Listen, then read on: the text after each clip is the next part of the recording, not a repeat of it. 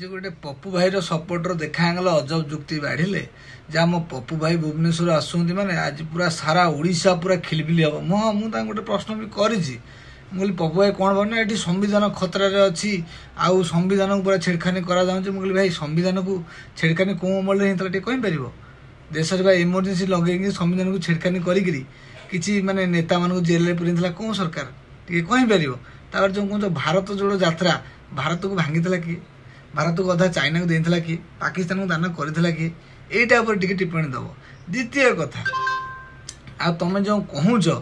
BJP राज्य आउ खाली धर्म हिंदू मुस्लिम सिख ये मानू नहीं खाली धर्मांतरीकरण राजनीति करुच्ची भाई धर्मांतरीकरण राजनीति करथिला फास्ट किए यहाँ तो कह फास्ट जातिवाद भितर बांटी कौन सरकार जातिगण आईन आनी कौन सरकार यहाँ तक कह जदि जान राजनीति करने आसनी जाच तुम जानच मैंने कमेंट बॉक्स रे कह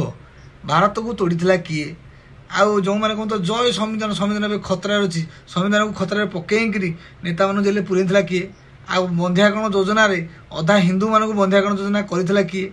टिके यार उत्तर दब आउ से हिंदू मान को कहूँ जो मैंने आज पप्पू भाई फैन सपोर्टर पताका उठे बुलुंती